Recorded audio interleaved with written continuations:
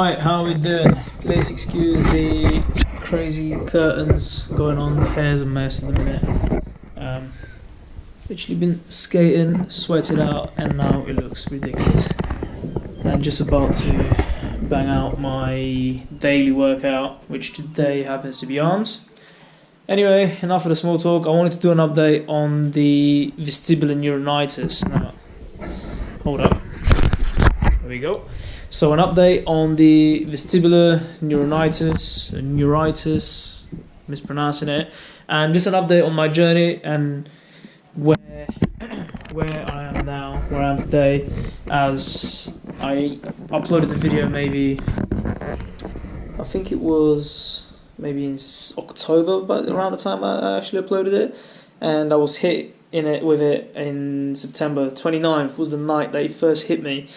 And it was crazy, and I know that a lot of people after I made the video reached out to me whether they had just sort of had it happen to them or they've had it happening for the last 5-6 months, and I just thought it'd be probably quite good to do an update now. There's been a few months, or half a year or over half a year now, and let you know where I am with it, because it's pretty scary when it first happens to you and you think that this is literally me done, like there's no moving past this. But that's not the case at all, and I thought it would be good to put a video out and give you an idea of where I am today. So right now it's the end of June 2020, so that's like, let's say, 6 months into the year, halfway through the year, and considering that happened at the end of September, so October, November, December, it's a 9-month journey so far, so nearly a year, which is mad. But there's a lot that goes into it, man. When you feel, obviously the main thing that you're feeling is, or majority of people they're experiencing, is dizziness, like some mad dizziness. Can't walk, you can't stand, you can't do anything. Basic stuff like showering, getting changed, or cooking, or anything like it's literally limits you so much. And so I'm gonna try and keep it brief, because it's obviously, if you're having trouble and I'm waffling, then you're going to have to skip through and then you don't know what's going on. So overall, I've never experienced anything like this before. I had, if you watch the previous video, you get a bit more of an idea of the scenario behind what happened. I've travelled and there was a lot of stress around work and so on. But I went to the doctors. They couldn't really come down to an understanding of what could potentially have caused this, so they put it down to stress, put it down to no rest, and various other things. And after about 2 months, about a month and a half to 2 months of constant back and forth from the GP, A&E and all that, I went private. I was very fortunate that I had private medical care through my job at the time, so I took the opportunity to use that and went privately, again within my area. I took several visits, several tests. I was straight away, we had of course bloods done again to rule out any heart attacks and stuff like that because of the high blood pressure. That came back clear. I had all kind of physical tests and potential, what was the first diagnosis from A&E was labyrinthitis because of the dizziness. It wasn't that. So we ruled that, did all the exercises, had an MRI done to rule out any dangerous stuff, like, I don't know, because you think like, what is this Parkinson's, this MS, like, God forbid.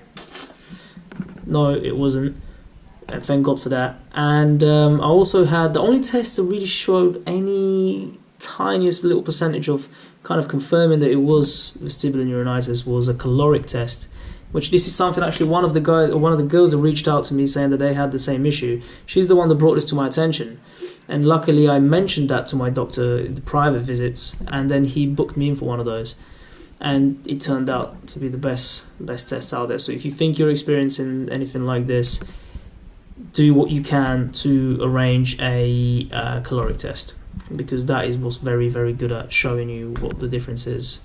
So an idea of the caloric test, they essentially blow hot air into your ear through this little thing, like similar to the devices that they measure your temperature with, and for several seconds, minutes or whatever, until the point where you get very, very dizzy, and then they watch your reaction. You have to keep your eyes straight and then monitor your eyes movement. So it's an uncomfortable feeling, especially whilst you're dizzy. The last thing you want to feel is dizzy. So that's what to expect. But it doesn't. There's no pain. There's no issue. Like the hot air isn't boiling. You're not burning up. So yeah, don't worry about it. Then they blow cold air as well. But anyway, I had all that done. So coming to November, the worst thing that I was experiencing with all the dizziness and all the discomfort was panic attacks and anxiety. And I've never had anything like this before, and I'm very grateful that I don't suffer with stuff like that. But I wasn't sure what it was. I kept thinking it's a heart attack because your heart rate will go through the roof, and then you're anxious, and then you think you're going to pass out in the middle of the road, and it's crazy, man. And I don't wish that on no one. And I'm a very independent person. I travel internationally for business, for pleasure, for whatever, and I'm always on the move. And that really, like, I don't know, it just felt like, what the hell's going on? I must be dying because this ain't me, like, one bit.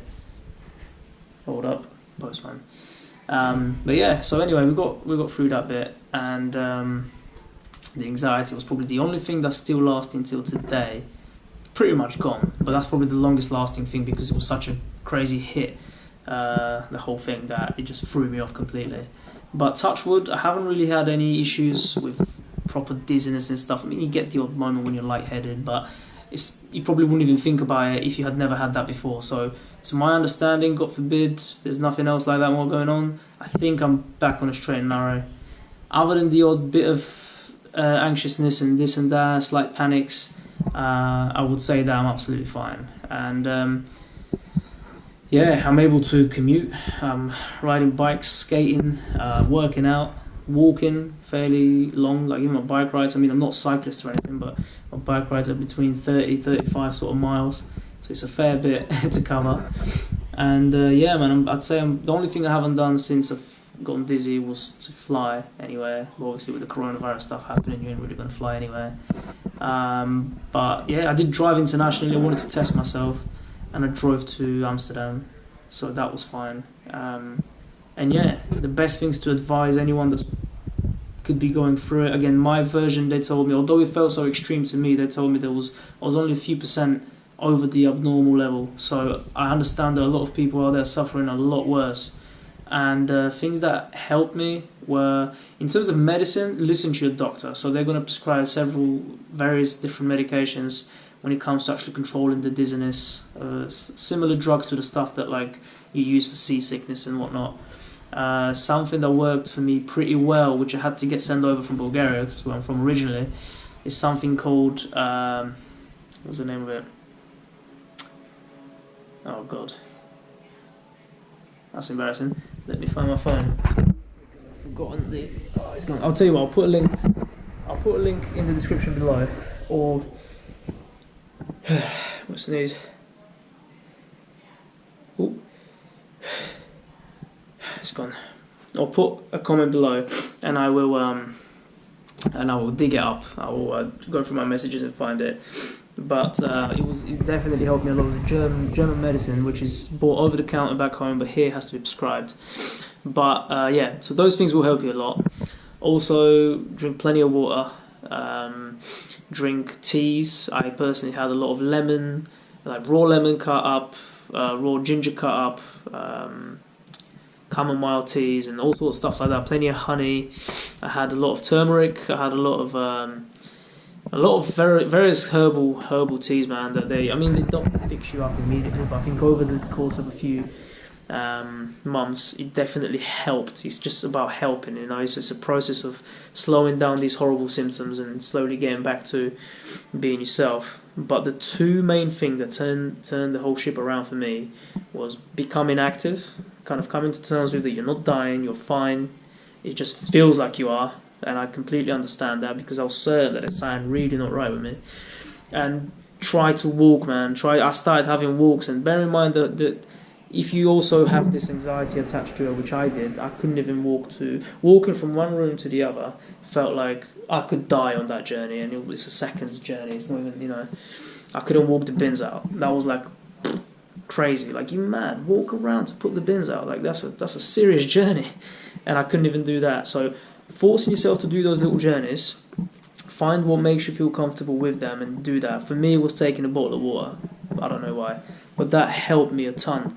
And I think you need to force yourself and make sure you are doing these little activities. When you feel ready, go back to work. If you have a job, if you're, go go back to work. If you work out, like me, I work out every single day. That's before all this happened, and I couldn't. And when this happened, I didn't work out for a long time. There's a picture on my Instagram that you can see that before and after for like 5 weeks difference. I lost so much weight. Obviously, the stress. I couldn't eat. It was crazy. But once I started to force myself to work out, started to force myself to go back to work, to commute. I commute to London. That's about a 2-hour commute, hour and a half, 2 hours. I slowly started coming out of my shell, started seeing friends, but outside of my house, not letting them come in. So taking yourself out of the comfort zone.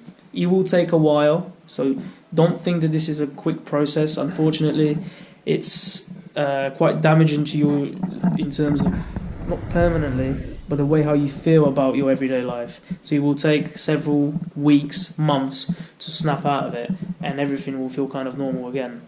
But yeah, definitely take your time with it, but don't give yourself too much time. Try to kind of start doing the stuff even when you feel uncomfortable, as long as you're within the safety guidelines.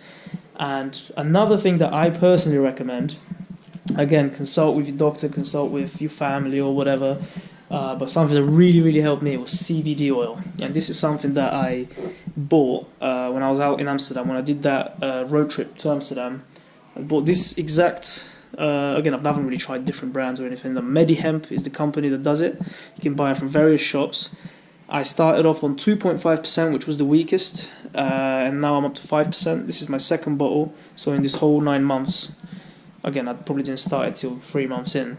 So in the last 6 months, I've only had 2 bottles, and this is still half full. So it lasts you a while. And you can order it if you live in the UK or around the world, and not in Amsterdam or the Netherlands. You can order it from various websites. Again, if you're interested in that sort of shit, drop a comment and I will get the link to you, and as soon as possible, because I know how horrible it feels when you're in the middle of all that. But consistently taking that CBD, I would say between 3 and 4 weeks, I immediately felt a relief on the anxious side. I did not have a single panic attack since.